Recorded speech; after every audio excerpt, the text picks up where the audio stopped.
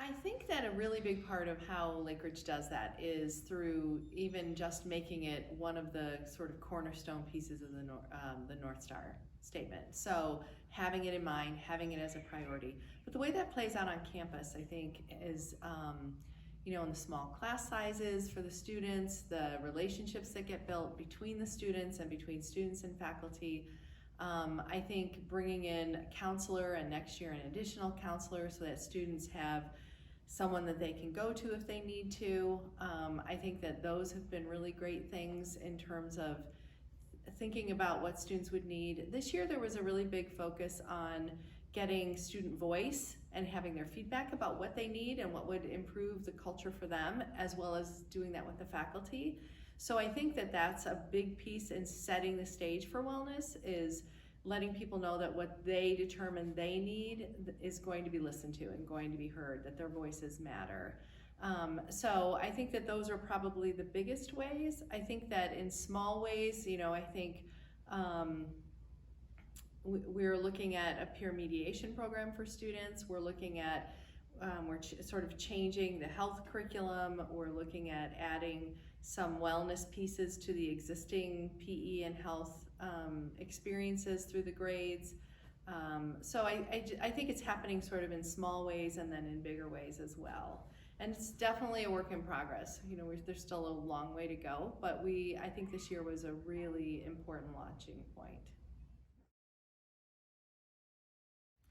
A lot of it is behind the scenes stuff. So I came in and it's sort of like getting a lay of the land, figuring out what's been done here, what's been done well, what we could improve on, coming up with sort of procedures of ways of doing things.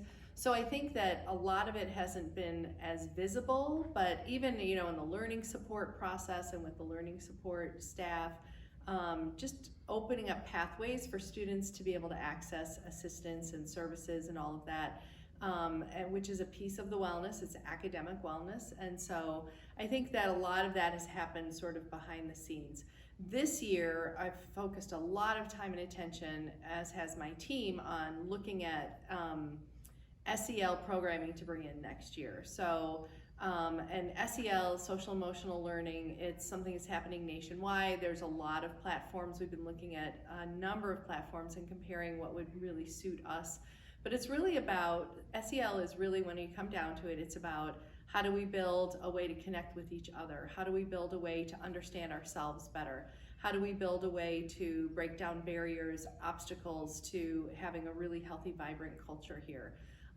And so it's about self-understanding, and then it's about bridging to each other. So I think that honestly, we've got something lined up now. I'm using the summer to prepare to roll that out with the teachers. And I think that's going to be a really catalyzing change next year on campus.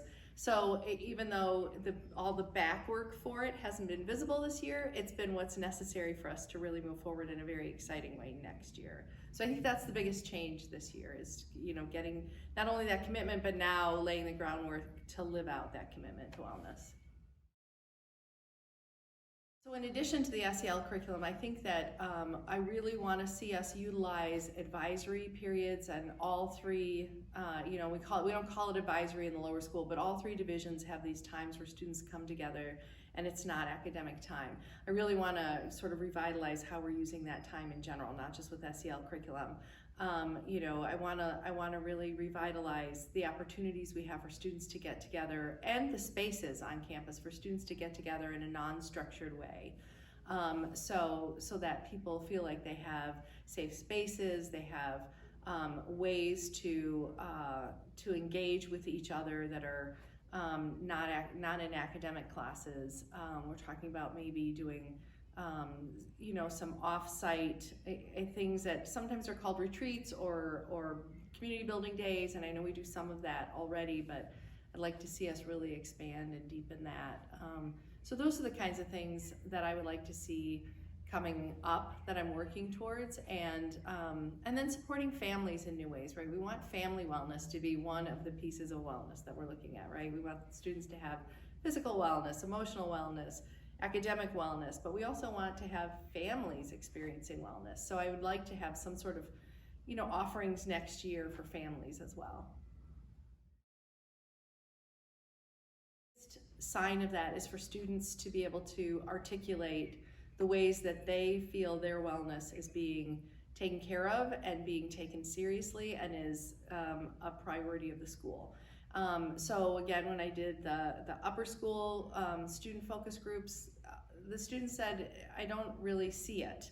It's not really enfleshed in my life here on a day-to-day basis at Lake Ridge Academy. And so I think that's the biggest thing, is for students to be able to say, here's how I know my wellness matters, right? We have these lunch groups that are happening, or we have these retreats we're going on, or just all the ways even that we already do. There's so many very exciting things that happen on this campus, and so even the K-12 experiences, but just to be able to do so much of that the students really can articulate that, and then of course they bring that home, and then the parents would be able to say, yeah, my student felt like their wellness really mattered while they were at Lake Ridge Academy. So again, we're building that. I see it, and it's coming, and it's very exciting. But that's, to me, the biggest way we'd be able to see that. And then the other way is just that there would be spaces on campus that are dedicated to wellness. I think I answer this in part as, the director of campus wellness, but also as a mom. So life gets really, really busy for families, right? During the summer in one way, and then during the school year in another way.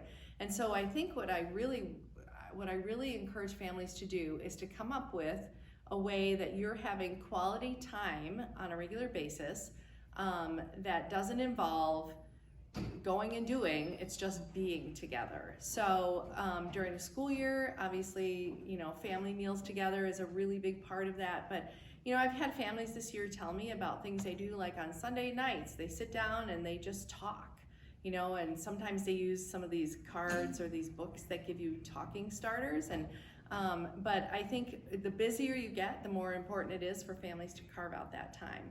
I think it's easier to do in the summer, but again, it's great if you all love to go and do soccer, and you all love to go and do this, and you love to go and do that, but some of it needs to just be agenda-less, and it's just time together.